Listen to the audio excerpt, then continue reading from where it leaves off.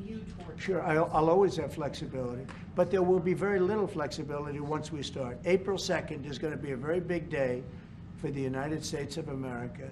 The United States of America is going to take back a lot of what was stolen from it by other countries and by, frankly, incompetent U.S. leadership, grossly incompetent.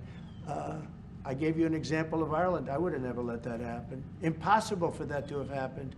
But we're going to take back our wealth, and we're going to take back a lot of the companies that left are coming back. If you haven't read, we have the biggest computer chip company ever, has virtually all of the market.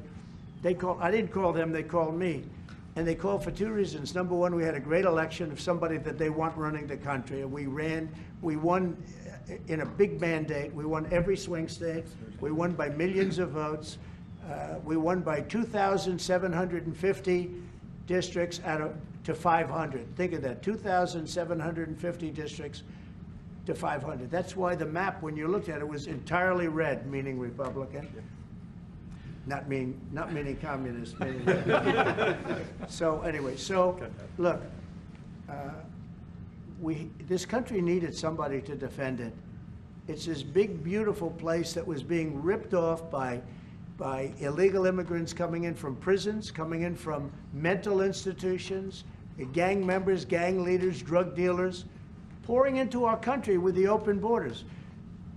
I am so angry at the last 4 years at what they've done to our country, what they've done to this country between inflation, but maybe the most that bothers me is that they would allow millions of people to come into our country that are stone cold murderers, killers, drug dealers, the worst gang members, the worst people allowed into our country, and we're now getting them out. We're going to get them out. We're getting them out. I want to thank Tom Homan, by the way. He's doing a great job. And I want to thank Kristi Noem, who's doing a fantastic job. This is a job that's so unnecessary. This should have never happened. This should have never happened. So we're bringing back our country in many ways, not only financially, and financially we'll be stronger than ever before. I think the markets are going to soar when they see what's happening. I'll tell you what, I'm called every day by numerous big companies. I spoke at the Business Roundtable yesterday. They had the largest attendance they've ever had. And these are only the CEOs and chairmen, but mostly the people that run, the boss, the people that run the top 150 companies. 150 people showed up. Every single company showed up. First time it ever happened. It's been around a long time. The biggest business leaders. We had a great discussion, went really well. And I want to tell you, there's tremendous optimism out there about our country in terms of regulations being cut, in terms of taxes being cut. And it would be great if the Democrats would do what's right. It would be great if the Democrats would do what's right for our country for a change, because they really are there. They've lost their way. They've lost their way. They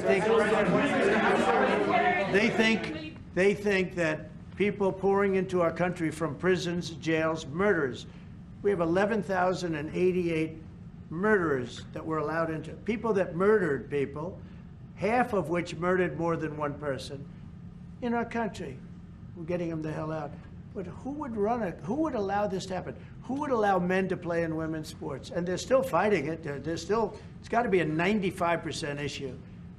But they're on television this morning. I see this person, a Democrat, say, we should have the right. No. Men should not be, they're hurting women. They're hurting women very badly. They're hurting women. And they should not, and they're also demeaning women. But who would want these things? And everything's transgender. Everybody transgender. That's all you hear about. Now, that's why we won the election in record numbers. But very importantly, now it is what it is. The Democrats should get with us and come up with good tax policy so that Ireland and other countries can't take our businesses away from us. And he understands exactly. You guys did the right thing. I'm not upset with you. I respect what you've done. You've done a great job. But our people did a very bad job. How advanced are your plans to try and bring some of those companies back to America? And will you be briefing? Well, I'd love to have him back. I mean, I'd love to have him back, but he'll be fighting me on it. I mean, what I would say, President, if I could 1 second, just make the point. It's a two-way street too, and we are investing a lot more in America now. And people may not realise, but Ryanair one of our biggest airlines, for example. I'll trade. AirCap. I'll trade. They buy more, the two of them together buy Yeah. more Boeing airplanes than anybody else outside That's of good. America. That's a little known fact. It doesn't turn up in the statistics, but Ryanair and AirCap, big aircraft leasing company, Irish company, have done great work with Boeing and huge investments over the last couple of years, you know. So, and there's a lot of Irish companies here now, about 700 and odd Irish companies based in America. Glanbia, you know, Smurford, Rock, I was saying to you this morning, Vice President, a lot of them creating thousands of jobs in America. And it's only fair. I mean, that's correct. That's right. That's the way it should happen. And I think it's a very good relationship we have. It's a historic one. It's happened over time. We've added value to American companies. We've increased our value. They've got access to the European market, and they did all of that. I understand where you're coming from fully. But I think it's a relationship that we can develop and that will endure into the future and will change, it will adapt, and you're evolving and you're doing things. And they've done a very good job. Now, I just will say this, but with all that we've said, we can talk about Ryanair. There's a massive deficit. Yeah. I don't mean by a little bit. I mean, there's a massive deficit that we have with Ireland and with other countries too. And we want to sort of even that out as nicely as we can, and we'll work together. We're going to work together great, but the deficit is massive. Will you hear this one? You said earlier that it was now up to Russia in terms of the ceasefire. Yeah. Is there anything you can do in terms of pressuring Russia or in terms of Yeah. sanctions? Or what can you do? We can, but I hope it's not going to be necessary. Sure, we can pressure. We can do that with Russia. Remember this, Russia took Georgia from Bush, right? They took Crimea from a man named Obama, Barack Hussein Obama, right? They tried to take the whole thing from Biden. They're going for the whole ball of wax. Who was the only one that never took anything from? Trump. And in fact, I'm the one that stopped Nord Stream 2, the pipeline, the biggest pipeline anywhere in the world. I stopped it. It was dead. And then Biden got in and he approved it. Nobody mentions that. What I did to Russia was very tough. I was the toughest ever. But nope, they never took anything from me. They took them from Obama and Bush, and they took it from Sleepy Joe Biden. With Biden, they wanted to take the whole country, but I think I've stopped that, but we'll see. But yeah, there are things you could do that wouldn't be pleasant in a financial sense. I can do things financially that would be very bad for Russia. I don't want to do that because I want to get peace. I want to see peace, and we'll see. But in a financial sense, yeah, we could do things very bad for Russia. It would be devastating for Russia, but I don't want to do that because I want to see peace. And we're getting close to maybe getting something done. We've got Ukraine done, and as you know, I've always said that Ukraine might have been the more difficult party. You were here a week ago when some interesting things happened.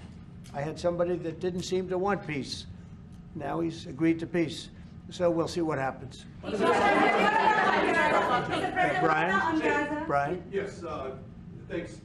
Thank you. First, we'll congratulate you on your lower inflation core rates. Thank you. Gas prices going down, airline prices going down. This is for the Irish gentleman here, if I can see you real quickly.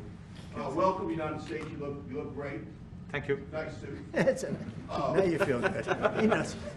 What's coming next? Ran on Sorry? Make America Great Again. If you could run on MEGA, Make Ireland Great Again, what would your #1 issue be for people in Ireland right now to make your country stronger? And I've got a 2-part question to that as well. Yeah. The #1 issue in Ireland is housing, to be honest, and I think it was correctly pointed out. We've got to build more houses. We've got to build them faster to give the young people of Ireland an opportunity to afford to buy a house or to afford to rent a house. We have a lot of other good things happening. That's my #1 priority. Wonderful. Are you trying to and my service second the part question to this, Ireland is known for very happy, fun-loving people, great attitude, many in this room right now that I've met. Why in the world would you let Rosie O'Donnell move to Ireland? I think she's going to lower your happiness level. That's true. Thank you. I like that question. Mr. Do you know you have Rosie Commissioner, O'Donnell? Do you know who she is? Do Do you know who she is? Yeah. You're better off not. You're better off not knowing. Prime Minister, are you expecting to inform the President your views on Gaza, considering that you have diametrically opposed positions on the state of Palestine? Your country is one of 3 in Europe that recognizes the state of Palestine. Are you expecting to discuss this with the President? Are you expecting to inform him? I don't have to inform the President. He's very well clued into the whole situation. We shared the President's, again, unrelenting focus on peace. And he's envoy, the President himself, as soon as he came into office, went to get a ceasefire. We've been calling for a ceasefire for a long time. We wanted to consolidate the peace. That is our fundamental aim. We want the hostages out. I've been saying it from day one. It's a horrific thing to do, to take someone as a hostage. And I went to Kibbutz Be'eri after October the 7th in solidarity with Israel, and that gets forgotten. And I went a week or 2 afterwards. I saw the kibbutz. It was a shocking thing to see, even though it was a week or 2 after the horror. It was a village. You could see life going on prior to the attack. It was something that will not leave me. And I've been interested in the Middle East for a long, long time. It's complex, and it's all of that. But we do desperately need the hostages out, all of them. It's far too long. Let me finish. And then we need a ceasefire. We need to consolidate that. We need a surge of humanitarian aid into Gaza. Because again, there's too many children and too many people starving and so on. Just too many. And it's that humanitarian impulse is what motivates the Irish in respect of its views. And I've always been of the view, it's been our view that a 2-state solution would be ideal. It's become much more challenging and difficult as time has moved on. But that has always been our position. But it's genuinely to have people, because we've gone through this. We discussed this prior to you coming in. We've been through some of this. People hating each other, terrible acts of violence carried out on each other. We came through it. It's our earnest hope that Arab and Jewish people can live side by side. And I've met with people, parents of children who were killed on both sides, called Parent Circle in Israel, and they work to try and bring people together. It's difficult work. What about the President's plans to expel Palestinians out of Gaza? Are you discussing that with him and giving him your... Nobody's expelling any Palestinians. I don't know. Who are you with? I'm with Voice of America, sir. Oh, no wonder. Okay, Voice of America. Can you explain to Taoiseach how he feels about the President just saying that he would like to take back US companies, pharma companies based in Ireland? Well, I think the pharmaceutical companies in Ireland are doing very well, as the President has outlined. Again, I think it's about that 2-way partnership. I understand fully where the President is coming from. I think there's actually room. Now, we can discuss all this. I think there's room for those companies to grow in America, and many of them, by the way, have already announced fairly significant manufacturing investments now. It's true, just recently. Like people like Eli Lilly, for example, who have been a long-standing presence in Ireland since the 1970s. I spoke to the CEO recently. He's great. Great guy. And he's announced, I think, about a $50 billion investment in America. New plants. But there's big investment, they've had big investment in Ireland. Ireland has served them well too, The workforce is very strong. It's an educated workforce. They delivered well. During COVID-19, a number of CEOs said to me, a lot of the plants in Ireland were the only plants that never closed for a single day during COVID. Not a single day. Productivity is good and so on like that. But look, it swings around. Mr. President, thank you so much. You spoke to Vladimir Putin for quite a while on the phone. So I want to know your assessment. When you take this deal to him now, how do you assess the chances of Putin? I have no assessment, and I don't go by chances. I think it makes sense for Russia. A lot of downside for Russia, too. And we have a very complex situation solved on one side, pretty much solved. We've also discussed land and other things that go with it. We're not just doing it and saying ceasefire. We don't know what's happening. We know the areas of land we're talking about, whether it's pulled back or not pulled back. We've discussed a lot of the details of what has to go because we don't want to be wasting time. We don't want to be wasting time while people are dying. I mean, as we're sitting here, you probably had 2 people die on that very open field. It's dead flat. It's great farmland, and it's dead flat. There's no protection. The only thing that stops a bullet is a human body. And these are bodies that are young people, and they're stopping a lot of bullets because a lot of bullets are flying across those level fields. Dead flat, no protection whatsoever. It is a disaster. And so I hope he's going to. I hope he's going to have a ceasefire. You are using,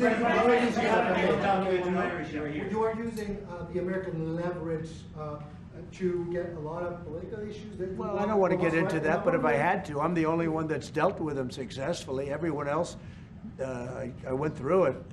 Bush didn't deal with them successfully, dealt with them terribly, got ripped off. And Obama was a disaster. You know, they have with Obama, he gave them sheets, and I gave them anti-tank missiles. You know that, right? It's called Javelin. You know the Javelin?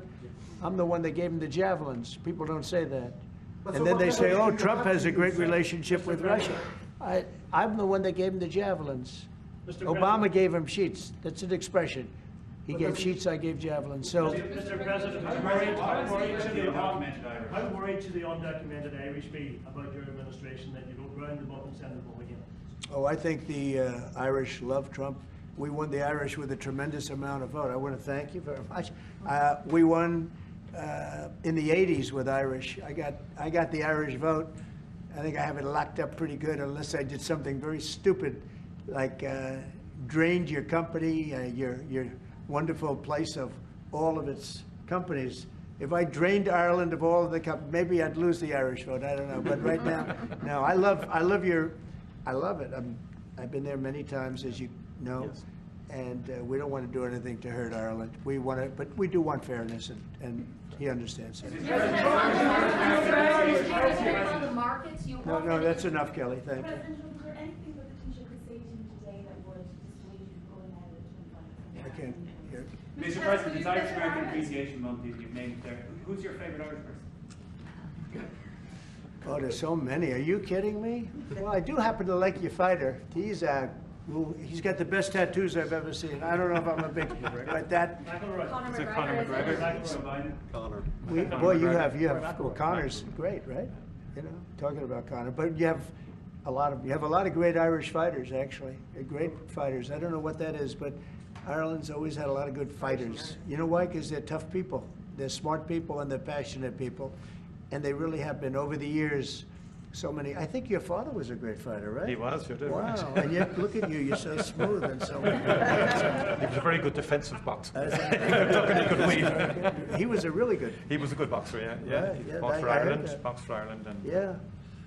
That means you genetically, I'm not going to mess around. Do you follow any Irish law? Okay, let's a couple of more from somebody that didn't ask a question. Yeah, please go ahead. Mr. President, should Apple go back to the US from Ireland? Who? Apple.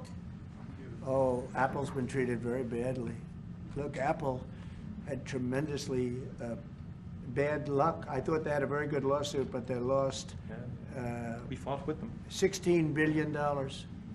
$16 billion, and they're after a lot of our American companies. See, that's what's unfair. It's a European Union. I'm not blaming you. I'm blaming the European Union.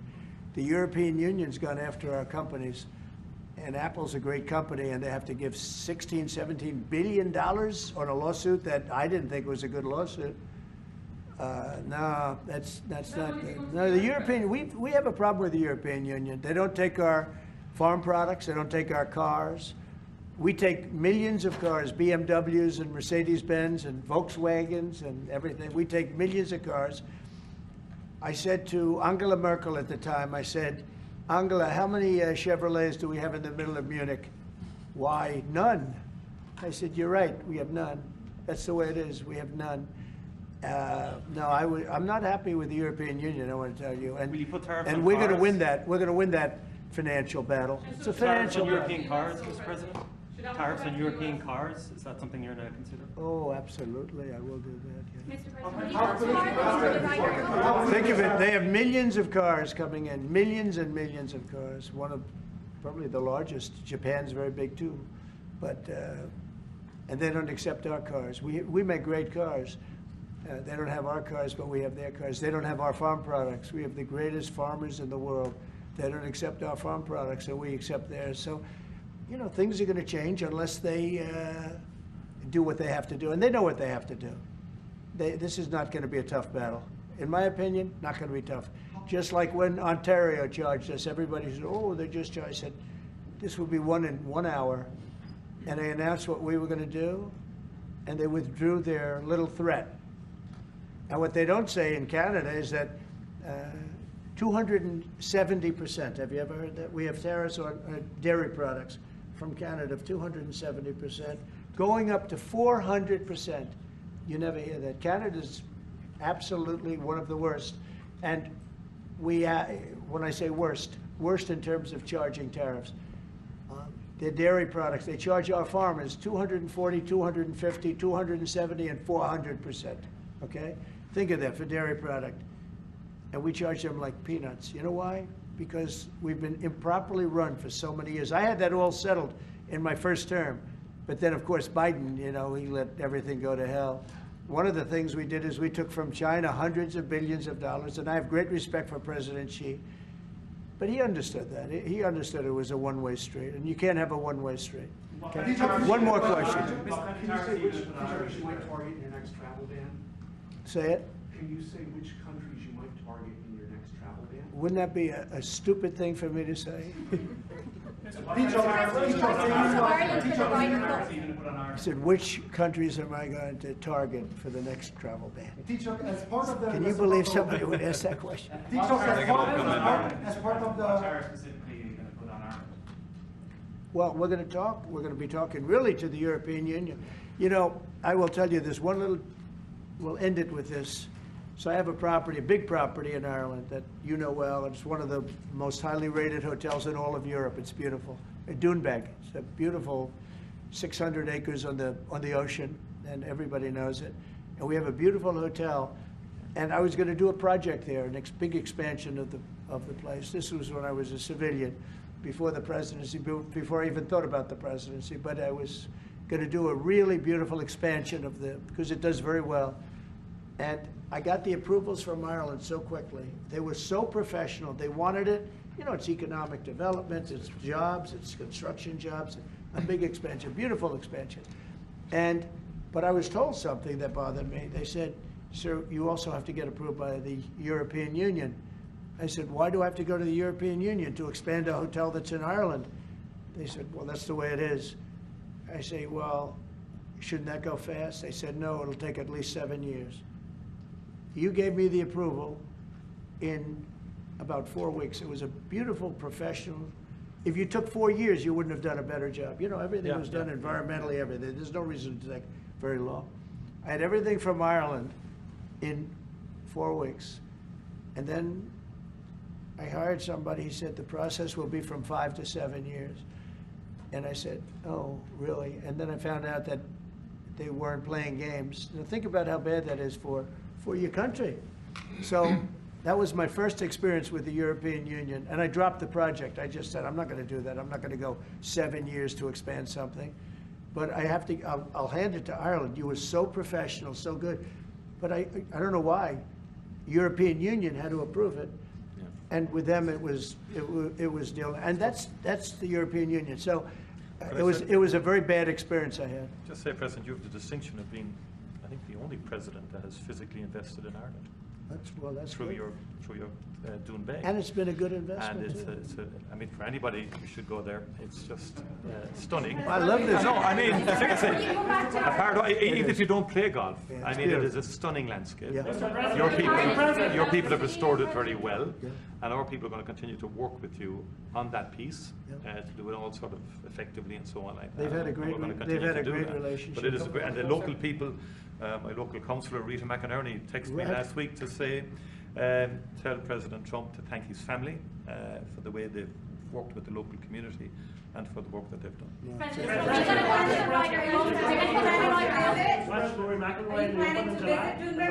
I love Rory. I think Rory's great. He's a great golfer. He just won 2 weeks ago. He's a great guy. I played golf with him 3 weeks ago. And he's really a fantastic player. He's in good form, too. When he played with me, he played very well, I can tell you. No, Rory certainly is one of the favorites. He's always going to be one of them. He's a very talented guy. He's a very good person, too. Are you planning to visit Cuba, Mr. President? I will. I'll get there sometime. I hope soon. In fact, if we meet, we'll meet at Doonbeg. Okay? But I hope to be able to get there. Mr. President, does America have a future in NATO? What's it? Does America have a future in NATO? Well, NATO has to treat us fairly. If they pay their bills and if they do what they're supposed to do. When I first got involved with NATO, as you know, they weren't paying their bills. There were 28 countries, and most of them weren't paying. And I got them to pay. And they paid billions and billions of dollars. I made a certain statement that I'm not going to be involved with NATO unless you're going to pay your bills. And I was asked a question, if we don't pay, are you going to help us? I said, no, if you don't pay, you're saying you're delinquent. A real estate term. You're delinquent. You're not paying your rent. You're not paying your bills. If you're not paying your bills, I'm not going to help. And everybody we took in, your Secretary General will tell you, he was very generous to me. He said, I've never seen anything like it. Money came in by the billions and billions and billions of dollars, and NATO became much stronger. Now, NATO's expended a lot of that money in fighting this horrible war. It's too bad they had to do that. But they had the money from me. I was the one that got people to pay. The countries, most of the countries were not paying, or they were paying a very small amount. So we'll see. But NATO can be a force for the good, absolutely. Would you like to see Ireland join NATO, Mr. President? That's up to Ireland. But do you think Ireland and the EU are too close? Do you think that perhaps, like you said, We are very close. No, Ireland and the EU. Do you think there's too close a relationship there? Do you think there needs to be a separation, like you said, if you can't get planning permission when you can get it in Ireland, but you can't get it in the EU? Do you think? Well, look, I can just tell you about my personal experience. That Ireland treated me very well, and the EU was terrible, and they stopped really a magnificent addition. It wasn't a big deal from the standpoint of the world. It wasn't like the things we're talking about now, but it would have been a very beautiful addition. And they stopped it, which is bad for Ireland, and I don't know why. I don't know why it would take 5 to 7 years to get something approved, but that's what it was. Thank you all very much. Thank you. Thank you. We're headed out. Thank you. All right, headed out right behind you, right behind you. Right through this door. Thanks, guys. This way, this way. Thank you. I should have. Thank you.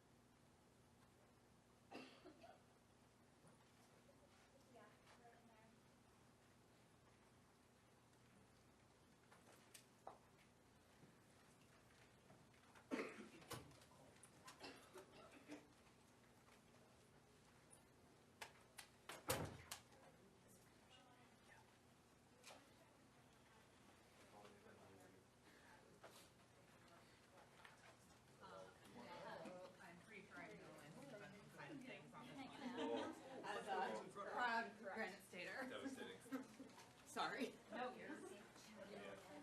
Let's go here.